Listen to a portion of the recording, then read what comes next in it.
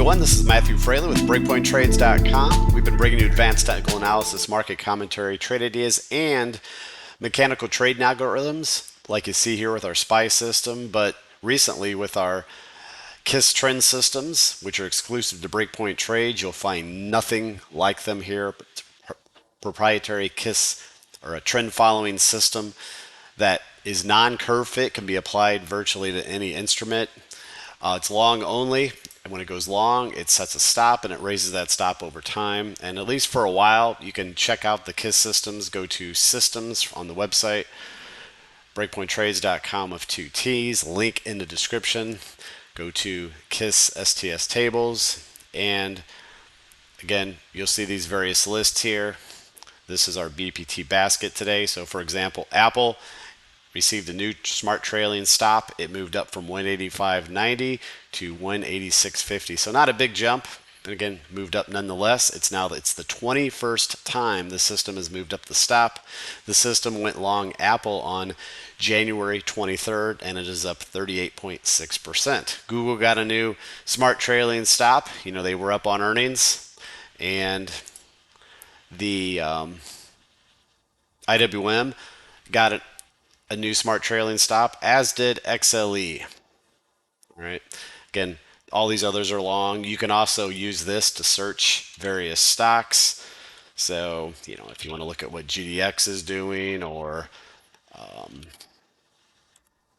various stocks, you can do that from here by simply typing in here. And also, remember, you can also click on the URL just here to see a live chart, and you can see Apple. So the Apple system, again, it went long back here in January, and it's still long. You can see the progression of the smart trailing stops.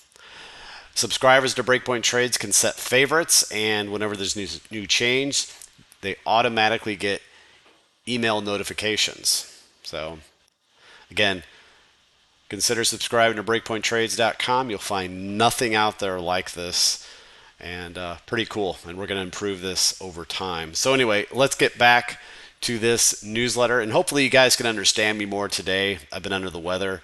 The last video I did on Monday, it was pretty hard to understand, and you can still, my voice is still not perfect, but it is better. Anyway, this is a state of the market technical analysis review for July 26, 2023.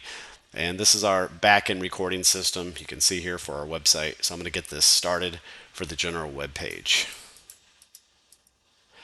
Hello, everyone. This is Matthew Frailey with BreakpointTrades.com. This is the Wednesday, July 26th newsletter. As you can see via the table of contents, newsletter is divided into five major sections. Again, same general format as I always keep. We'll first look at the general market, the S&P and the various indexes. We'll look at our KISS systems, earnings, etc. We'll also review a couple indicators and bonds. We'll review some sectors, US dollar, commodities, precious metals, and of course, trade ideas. I added a few new trade ideas. We've had some great ideas here. And as far as new key news items left for this week, remember, we've had a lot of earnings, and today we had the FOMC. The FOMCs, you know, the Fed raised rates 1/4 point, and their report was mostly similar to the last one, so I'm not going to go into all that. You can read all about that on CNBC or various other articles.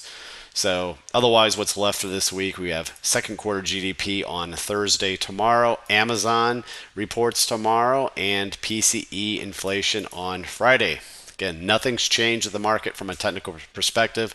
The balls continue to hold on to the football as they've been doing. Has sure climbed a wall of worry this year. You know, Mike Wilson even changed his tune a couple days ago. So it's been quite the rally this year. And by the way, the KISS systems have caught a lot of that. So let's move on. Item number 2 shows the index sector table, what transpired today and this week. So you can see today was a bifurcation. The Dow was up as well as the Russell, while we had some slight weakness in the S&P and NASDAQ, albeit slight. And for the week, everything is up anywhere from 0.7% to 1%. As far as the major market sectors today, out of the 21 sectors we follow here, got a roughly a 50-50 mixture of up and down. The ones that were down rarely small. Most of these are, less than 0.5% to the downside. Semiconductors were down 1.5%. Technology was down. That area has been weaker. We've had some sector rotation, as you know, out of some of the big cap tech areas into other areas. Today, the banks and transports were very strong. Energy's been strong lately. Today, they were roughly mixed. They're up nicely for the week. Currencies, US dollar down today. Remember, the dollar's rallied right into the supply zone that we pointed out. A week ago, 2 weeks ago, we said the dollar looked oversold, looked ready for a bounce, and it did. But so far, it's stalling at resistance here. Cryptocurrencies were up a little bit today, still down for the week. Commodities were mostly down. Exception there, gasoline, otherwise dropping all these commodities. And the precious metals, while gold and silver were up today, the issue I got here is the stocks are still lagging. GDX was down. Remember, the stocks tend to lead, or you want to see the stocks lead. And so, unless that improves, this precious metal area still may need some consolidation, perhaps. And as far as the effect on bonds and interest rates today with the Fed, 10-year, 30-year were down. As you can see, TLT 20-year bonds slightly up. Next, item number 3 shows the economic news calendar. Like I said, we had the FOMC today. They raised rates a quarter point. And, we have earnings tomorrow, various, GDP, PCE on Friday. All right, guys, let's move on. Item number 4. So again, I already discussed this in the beginning of the video, but remember, on the website, make sure to check out the KISS trend systems. They're a proprietary trend following non-curve fit system that I developed about 2 years ago. And you can virtually apply it to almost any instrument. It's long only. It was originally designed for like a 401k type plan where you go, be long the indexes. You'd be long only. And but I expanded it out to stocks and everything else, and it's been a pretty amazing tool, and it's gaining in popularity as it should. So when you go to it's in the systems area, and you click on KISS system tables. So today, for example, you can see new smart trailing stops were generated for Apple and Google, IWM, and XLE. Right. So Apple, for example, this is the 21st smart trailing stop generated in the trend. The system went long on January 23rd, and that trade is up 38.6%. So heck of a trade. Again, stop moved up from 185.90 to 186.50.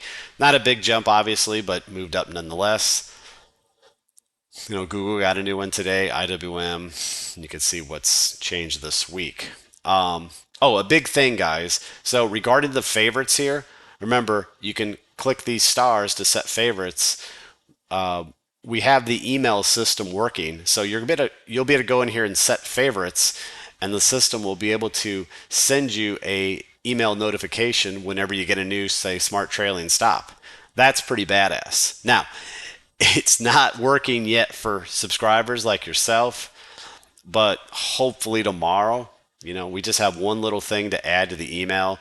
If you want me to tell you the minutia, all emails this day and age, because of spam laws, you have to have an unsubscribe link, and we need to add that to the email, so we're legal. So whatever. But anyway, great stuff here. Remember, you can search the basket. I am also planning to add some other stocks to this area, and but anyway, cool stuff. Let's move on. Item number 5 shows you move this over a bit. Sorry about that, guys.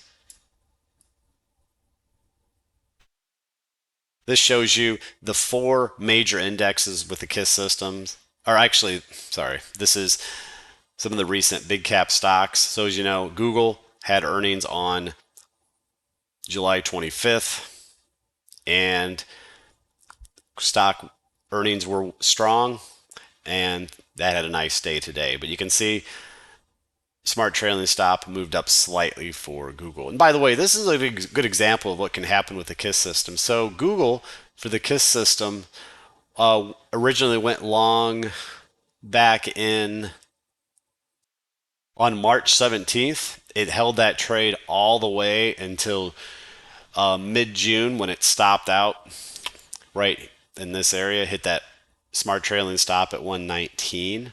All right. But then what happened is the system then went back long again in early July, had an initial smart trailing stop. It's able to ratchet it up. So that happens on these systems. Sometimes they stop out after a long trend. They're out for a couple weeks and get back in. So Microsoft, as you know, they were down. They're close to hitting their smart trailing stop here. The system's been long that for a long time as well.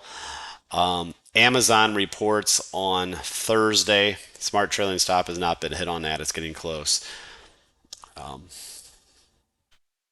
Next, image number 6. Here's the KISS system on the 4 major indexes. So the S&P up here, we got a new slightly raised smart trailing stop yesterday to 44.55.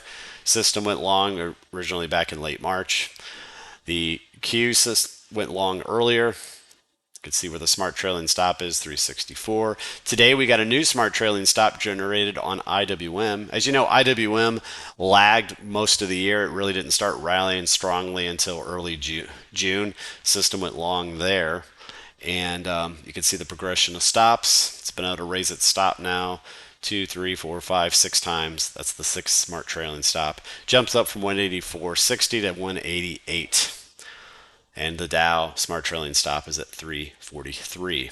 I will say on the Dow, if you look at just the moving average ribbon, it is getting pretty extended here, guys. Look how wide that is. So eventually we're going to see some reversion to mean action there. That can't sustain itself. Next, moving back to the standard charts. So chart number 7, here's the daily snapshot of the 5 key major indexes. Again, lately the Dow has been leading. As you know, it's been riding near its upper Bollinger Bands. S&P is second strongest. It's still over its 9 EMA and 5 EMA, I think. NASDAQ area has been weaker here. It's still above its 20-day. IWM still holding its 9 EMA. Next.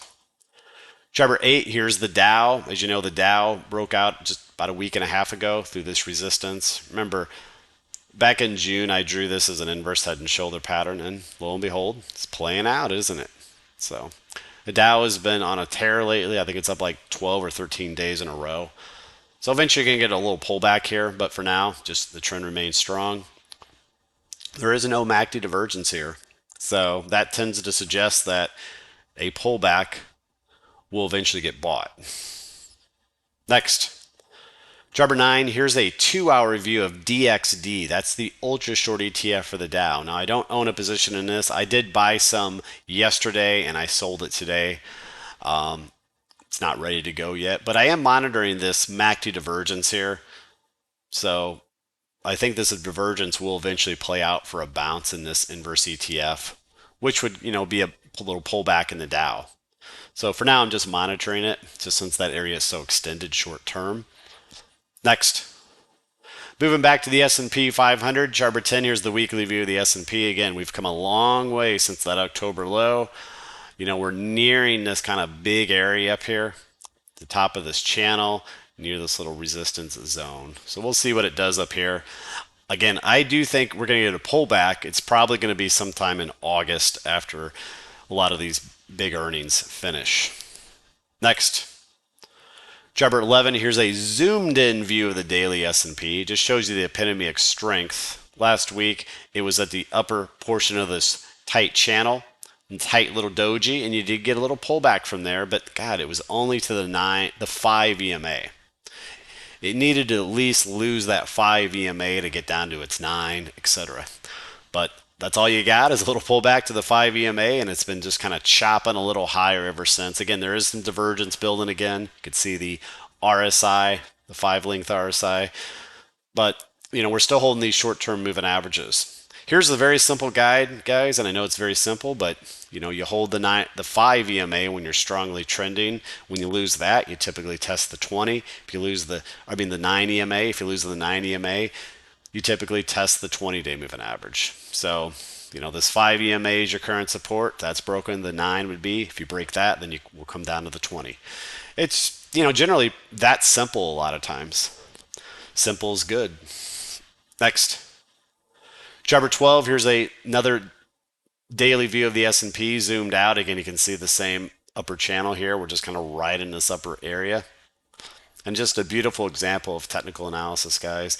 This was big resistance. When it was broken in June, we had that initial rally up, pulled all the way back. That back test area was a great area, very objective area to go long if you were underweighted the indexes. Okay.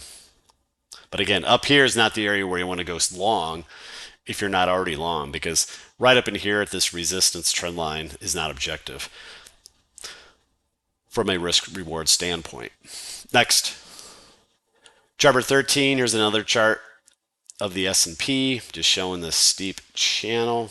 Finally, chart 14, here's another view. Again, this is what I was talking about. If we get a pullback sometime in August from seasonality, I would at least think it would be some sort of wave 4 action. That's when I think we'll get our bigger pullback sometime then. We have to get through some of these earnings at this point. Next, chart 15, here's the daily KISS trend system. Again, we already looked at it above, but you can see where the current smart trailing stop is. It moved up slightly yesterday. Next, chart 16, here's the 4 time frames we like to follow. So honestly, price has really mostly been, I'd say, going sideways since that DeMark 13. We pulled back there in that half-day chart, held that little resistance cycle, but, little bounce back, but more of a sideways drift. Next. Chart 17, here's a half-day chart, 195-minute, just showing the nice channel, etc. Again, nothing's changed here. One thing to watch if we start to get some stronger pullbacks would be this trend line in this RSI. You can see the divergence building a little bit here. Again, guys, topping is a process. Topping is opposite of bottoming. The markets tend to bottom quickly, V bottoms a lot of times. You could see sharp, quick corrections that recover. But topping is more of a process. You rarely get an example where you're uptrending like this and then just crash. It almost never happens. Topping is more of a process where, you slowly work up and maybe you pull back and break some initial support and then rally, form a lower high, cause these moving averages to go more sideways. You need things like that for a top. That's why it's more of a process. And the reason why is it's because of the emotion. Think about it. You get fear, etc., that ramps when you get these sell-offs. That causes a different action with traders than a topping process where you have greed. So they manifest themselves completely different. Next, chart 18, here's that 60-minute chart I showed the other day. This wave 3, 4, 4, 3 up here. We're still in this wave counts structure. We're still in the channel here. Nothing's really changed. Not going to go too much into the minutiae of the counts here. Next.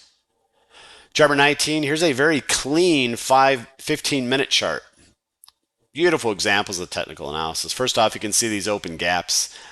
On the next correction we have, probably sometime in August, these open gaps will be magnets to the downside. Otherwise, you could see just beautiful technical analysis here. You could see this initial resistance around 45.30. We broke through that, hit a top here near 45.80, pulled all the way back. This became support. See that? Previous resistance became support. Then we rallied back up, and this 45.80-ish area has been resistance lately. So just a beautiful example of ping-ponging action between support and resistance. Next, chart 20, here's the triple Qs. Again, they just continue to hold up here. They do look more vulnerable than the other sectors, though.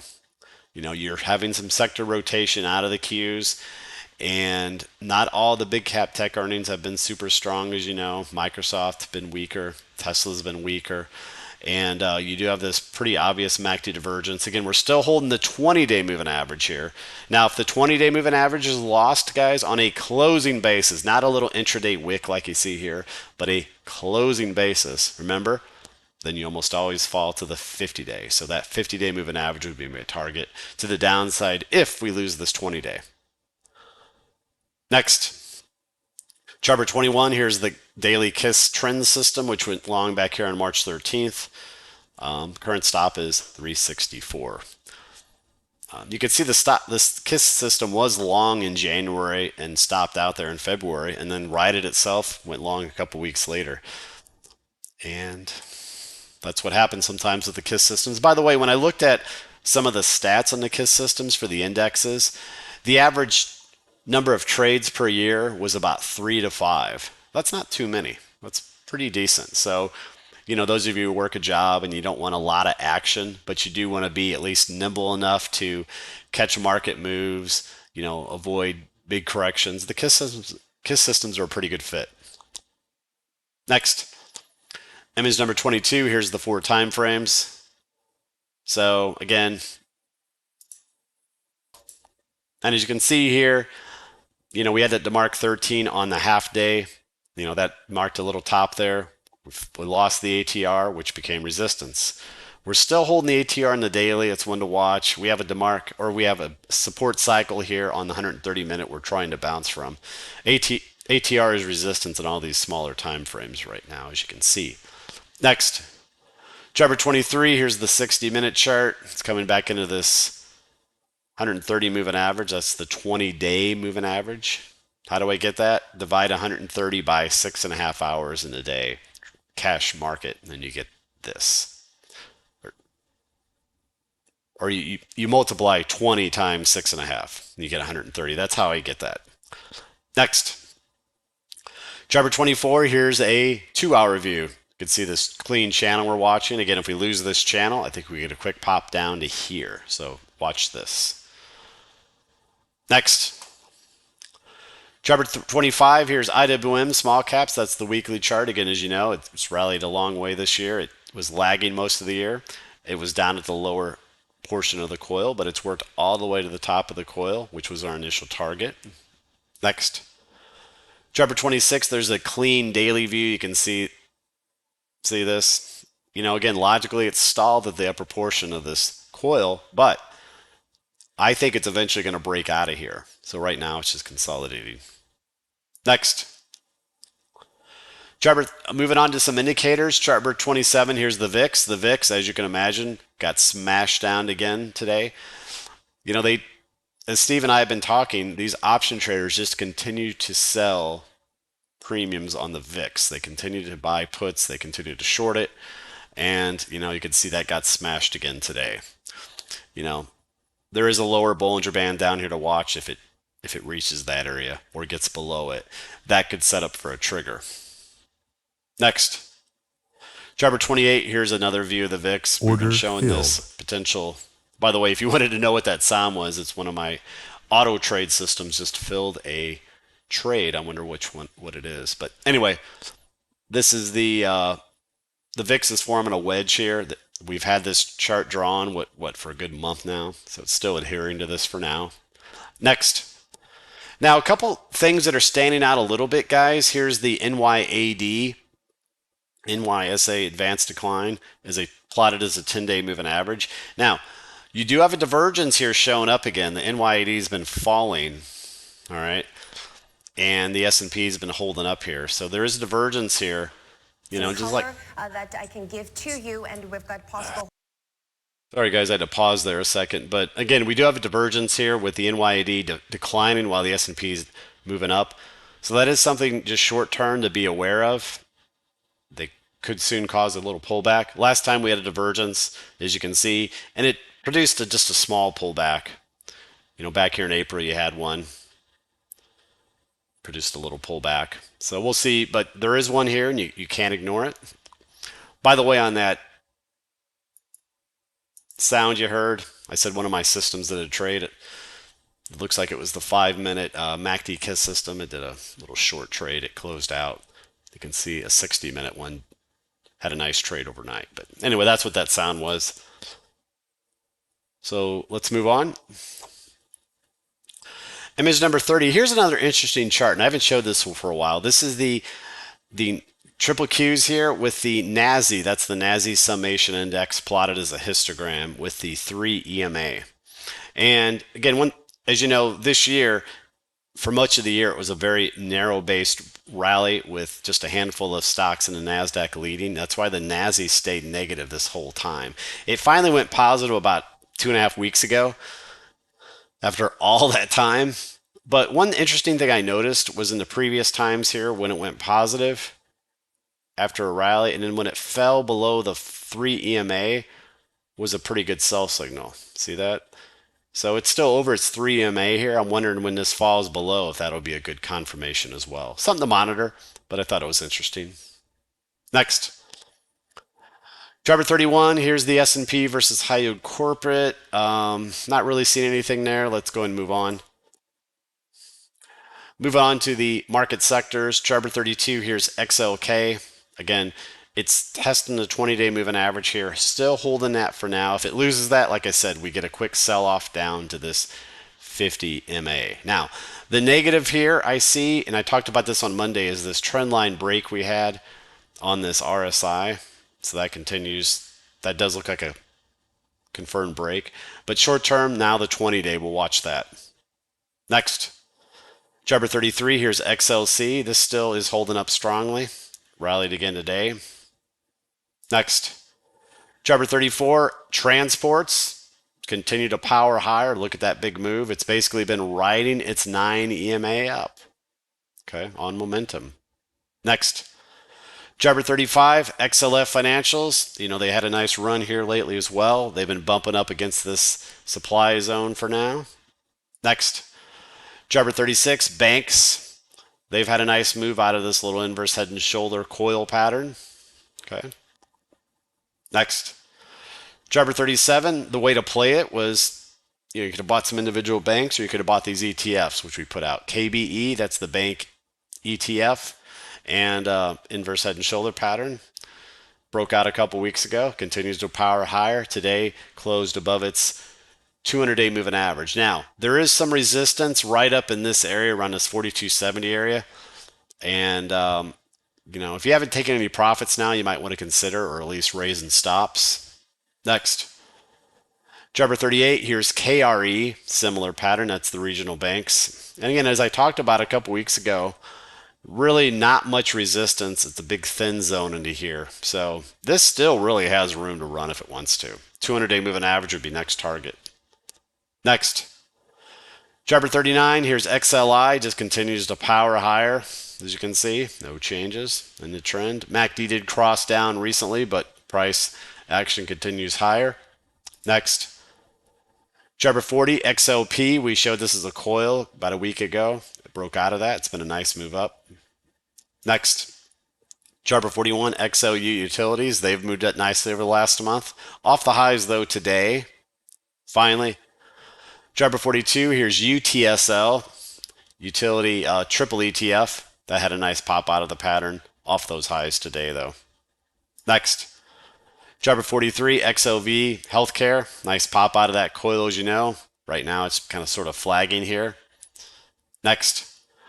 Looking at the energy area, that continues to move up. Here's XLE. Broke this trend line, back tested it. Still holding up well. There's a lot of good fundamentals in this area for the stocks if you're looking for stuff without sky-high PE ratios, kind of like the tech stocks have.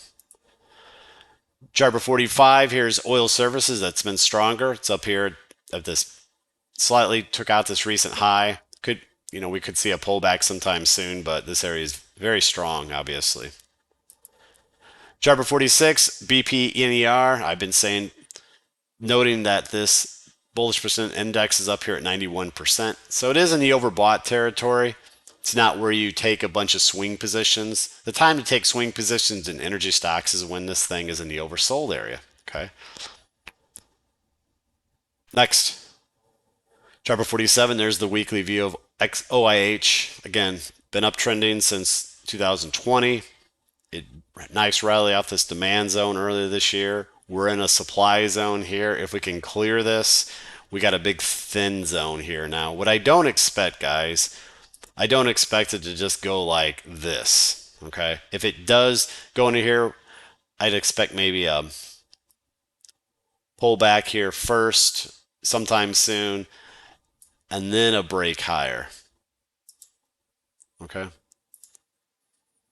Next. Oh. Next. Chapter 48, emerging markets. I mentioned the other day that they were flagging and they've had a nice little pop. Chapter 49, K-Web, that's the Chinese internet. They nice volume lately. They're also trying to flag here as well. And finally, Chapter 50, Baba, Chinese internet, trying to curl up here. So far this week, it's up 5.4%. Let's move to commodities. Chapter 51, DBC, the index. Again, nice week again. As you know, a couple weeks ago, broke out of this long wedge pattern. This move in commodities is not going to help the Fed's inflation fight. Chapter 52, DBC on the daily. Again, beautiful technical analysis. Broke the wedge, back tested it, found support, continues to move up. Next. Chapter 53, crude oil, as you know, it regained its 200-day moving average, which was a sticking point for the last year. That's a positive. Now we'll see if it can hold it. Next. Chapter 54, crude oil on the weekly. Next. Chapter 55, natural gas, again, just continues to base out here. Someone asked me a best way to play this instead of the ETFs. Probably some of the natural gas stocks like LNG, Devon, stuff like that. Eventually, if it can break out of this base, I could see a big move up through here. Next, chapter 56, copper, rallied off these confluence of moving averages, found support there. Next, chapter 57, DBA, really nice move off that back test of that support trend line. Right now going sideways, got a little overbought short term. Chapter 58, DBA on the weekly, again up another 1.36%, not too far from those all-time highs. Next, chapter 59, 10-year treasury yield pulled back a little bit today. As you can see, no changes otherwise in the chart. Chapter 60, TLT, again, black candle, small range, nothing technically changed despite the raise in the Fed overnight rates. Chapter 61, there's the weekly view again, still stuck in this range that we've been in for, the last year. Next, chapter 62, TLT or HYG, high yield corporate. High yield corporate bonds continue to chop sideways. To me, this looks like it wants to pop again. And the market tends to follow this, so if this pops up again, the market should work higher. Next, chapter 63, there's a 2-hour view. You can see that pattern a little more clearly. See the volume started coming into it late in the day. This looks like it wants to pop out of here. This looks good. And that actually bodes well for a further market rally. Next, chapter 64, Bitcoin, as you know, it broke that little shelf support the other day. Back testing it here, finding resistance for now. Next, chapter 65, US dollar. Perfect action. We said it was oversold a couple weeks ago down here. Below the lower Bollinger Bands, it rallied up to supply zone, finding resistance there. And look at your moving average ribbon. It went negative and pinched. Next, chapter 66, there's the US dollar index. Same deal, rallied to demand or supply zone, found resistance there. Next, moving to precious metals, chapter 67, gold up today a little bit. Again, for now, we're still potentially favoring this inverse head and shoulder pattern. Next, chapter 68, there's gold with the GDX-GLD ratio. The only thing that concerns me very short term is the stocks are lagging here a little bit. Okay, I need to see that improve. Next, chapter 69, silver, popping up here. It looked like it formed a flag recently. Looks decent. Chapter 70, silver on the weekly, potential inverse head and shoulder pattern, which I discussed. Or if you wanted to, you could have a bearish head and shoulder pattern here. But for that to play out, it needs to sell off strongly. Okay. But for now, I favor this inverse head and shoulder pattern. Next, chapter 71, there's the bigger monthly chart. If it breaks over this trend line, could start really moving, really ramping. Next, Jabber 72 GDX. So far, just been chopping around after the pop out of that pattern. Next, Jabber 73. There's the weekly view. We showed that coil on the weekend. Finally, Jabber 74. There's the 2-hour chart. Again, the bullish thing here, guys, is that we had 5 waves up, right? Now, what we don't know is if we need if this was a B bounce, we need a C down, or or not. But either way, I am looking for this to rally again. Again, whether it comes down one more time like this and does it or not, or just goes right back up, anything goes. But overall, I think I do favor GDX going back up. Next, some individual names: Jabber 75 BTG, little bitty gold stock, potential little inverse head and shoulder pattern it could set up. Next, Jabber 76 EXK. We had this as a long idea back here off this demand zone. Heck of a rally. You can see the pullback found support at the 9 EMA.